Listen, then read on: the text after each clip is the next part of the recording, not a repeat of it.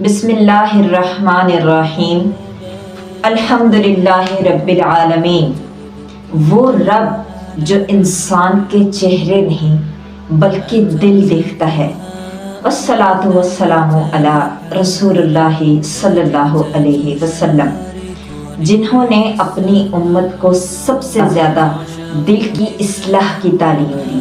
ہم آج ایک ایسے مسئلے پر بات کرنے جا رہے ہیں جو نظر نہیں آتا لیکن انسان کی پوری زندگی تباہ کر دیتا ہے۔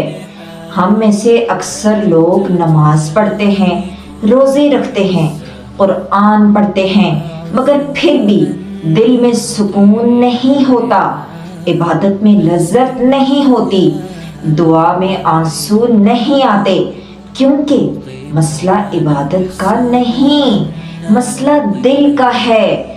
اللہ تعالیٰ فرماتے ہیں یوم لا ينفع مال ولا بنون الا من اتى الله بقلب سلیم۔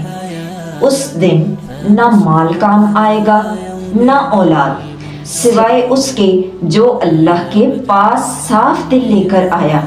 غور کریں، اللہ قیامت کے دن نمازوں کی تعداد نہیں پوچھے گا بلکہ دل کی حالت دیکھے گا۔ دل بیمار کیسے ہوتا ہے؟ دل اچانک بیمار نہیں ہوتا، تب دل بیمار ہوتا ہے جب گناہ مسلسل ہوتے رہیں، توبہ نہ کی جائے، دنیا کی محبت دل میں بڑھ جائے، اللہ کا ذکر کم ہو جائے۔ اللہ تعالیٰ فرماتے ہیں کَلَّا بَلْ رَانَ عَلَىٰ قُلُوبِهِمْ مَا كَانُوا يَكْسِبُونَ، بلکہ ان کے دلوں پر زنگ چڑھ گیا ہے ان کے اعمال کی وجہ سے۔ دل کی خطرناک بیماریاں، حسد، دل کو جلانے والی آگ۔ حسد صرف یہ نہیں کہ ہم کسی سے نفرت کریں، حسد وہ درد ہے جب کسی کی خوشی ہمیں تکلیف دے۔ یہ وہ بیماری ہے جو انسان کو کبھی خوش نہیں رہنے دیتی۔ حسد کی تباہی، نبی صلی اللہ علیہ وسلم نے فرمایا حسد نیکیوں کو ایسے کھا جاتا ہے جیسے آگ لکڑی کو کھا جاتی ہے۔ رمضان میں اس کا علاج دوسروں کی کامیابی پر خوش ہونا، دعا کرنا، اپنی نعمتوں پر غور کرنا۔ تکبر انسان کو اللہ سے دور کرنے والی بیماری۔ تکبر صرف غرور نہیں، یہ دل کا زہر ہے، یہ وہ بیماری ہے جس نے ابلیس کو جنت سے نکال دیا۔ تکبر کی علامات کیا ہیں؟ اپنی غلطی تسلیم نہ کرنا، دوسروں کو کم سمجھنا، نصیحت قبول نہ کرنا۔ اللہ تعالیٰ فرماتا ہے میں اپنی نشانیوں سے انہیں دور کر دوں گا جو تکبر کرتے ہیں۔ اس کا علاج کیا ہے؟ سجدے میں عاجزی، اپنی حقیقت یاد رکھنا، غریبوں کے ساتھ بیٹھنا۔ ریا، عبادت کو تباہ کرنے والا گناہ، یہ سب سے خطرناک بیماری ہے کیونکہ انسان کو خود بھی پتہ نہیں چلتا۔ نبی صلی اللہ علیہ وسلم نے فرمایا مجھے اپنی امت پر سب سے زیادہ خوف چھپے ہوئے شرک کا ہے۔ ریا کی علامات، لوگوں کے سامنے عبادت بڑھ جانا، تعریف سن کر خوش ہونا، تنہائی میں عبادت کم ہو جانا۔ اس کا علاج کیا ہے؟ چھپی ہوئی عبادت، نیت کی اصلاح، اللہ سے اخلاص سے مانگنا، بغض اور نفرت، دل کو قبر بنانے والی بیماری۔ یہ بیماری انسان کو اندر سے توڑ دیتی ہے۔ نبی صلی اللہ علیہ وسلم نے فرمایا دو مسلمان جو ایک دوسرے سے ناراض ہوں ان کے اعمال قبول نہیں ہوتے۔ اس کا علاج کیا ہے؟ معاف کرنا، دل صاف کرنا، رشتہ جوڑنا۔ دنیا کی محبت سب بیماریوں کی جڑ۔ دنیا کو مقصد بنا لینا دل کی سب سے عام بیماری ہے۔ اللہ تعالیٰ فرماتے ہیں جان لو دنیا کی زندگی کھیل اور تماشا ہے۔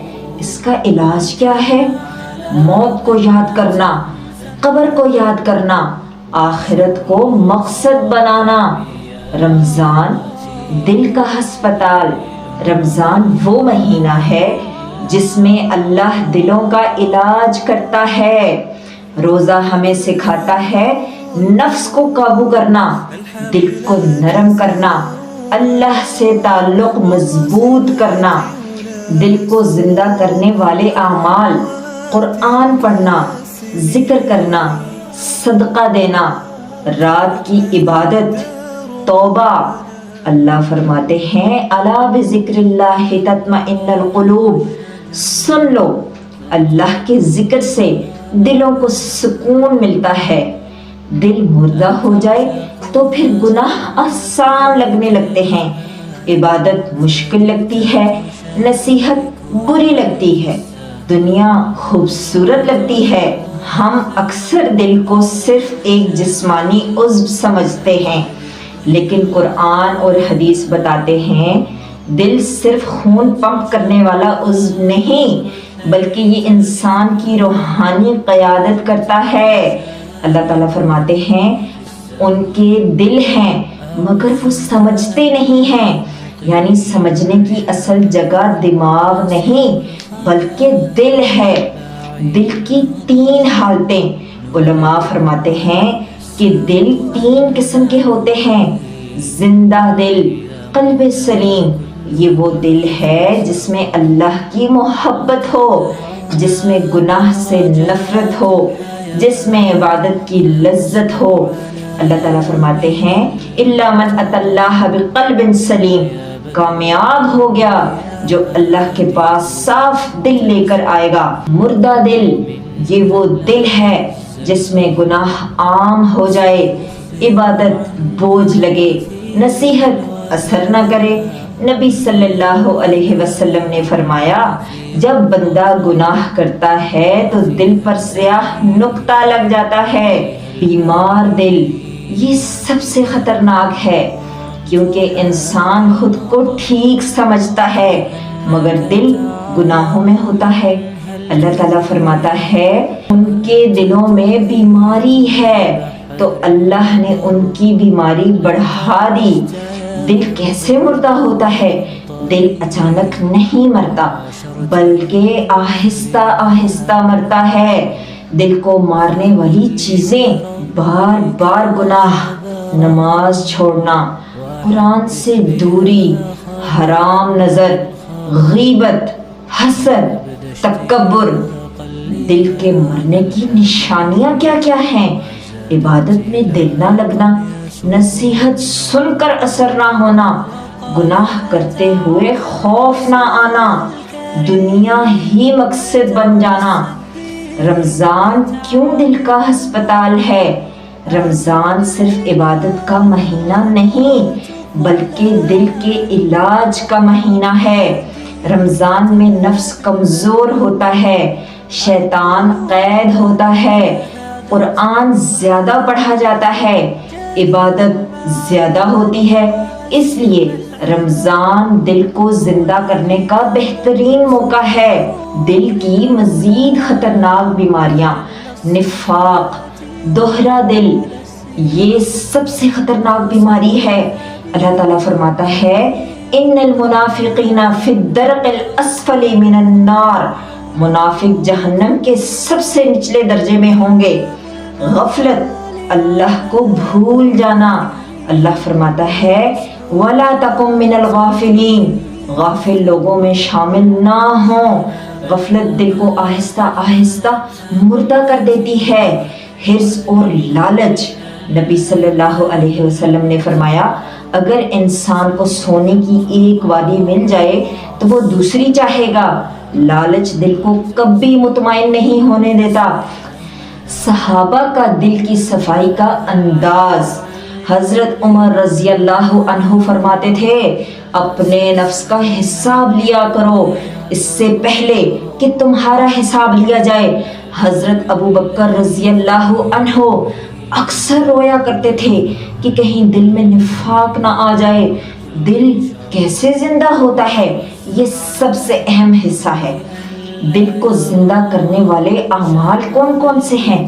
قرآن سے تعلق، سجدے اور دعا، سجدے دل کو نرم کرتے ہیں اور دعا دل کو اللہ سے جوڑتی ہے۔ تنہائی میں عبادت یہ اخلاص پیدا کرتی ہے۔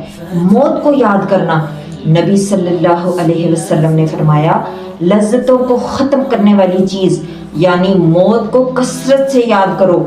دل کی اصل جنگ، یہ جنگ انسان اور شیطان کے درمیان، انسان اور نفس کے درمیان، انسان اور دنیا کے درمیان میں ہے، اور اس جنگ کا میدان انسان کا دل ہے۔ رمضان کا اصل تحفہ، اگر رمضان کے بعد دل نرم ہو جائے، گناہ سے نفرت ہو جائے، عبادت میں مزہ آ جائے، تو سمجھیں رمضان کامیاب ہو گیا۔ یا اللہ ہمارے دلوں کو حسد، تکبر، ریا، نفرت سے پاک فرما، ہمیں ایسا دل عطا فرما جو تجھ سے محبت کرے، تجھ سے ڈرے اور تجھ ہی پر بھروسہ کرے۔ یا مقلب القلوب ہمارے دلوں کو اپنی اطاعت پر جما دے، ہمارے دلوں کو زندہ کر دے جیسے مردہ زمین بارش سے زندہ ہوتی ہے۔ ہمارے دلوں سے حسد، تکبر، ریا اور نفاق ختم کر دے۔ اے دلوں کو پھیرنے والے ہمارے دلوں کو اپنی اطاعت پر قائم رکھ، آمین۔ اگر آپ کو یہ ویڈیو پسند آئی ہو لائک اور شیئر کریں، چینل کو سبسکرائب کریں، اپنی دعاؤں میں یاد رکھیے گا۔ جزاک اللہ خیرن۔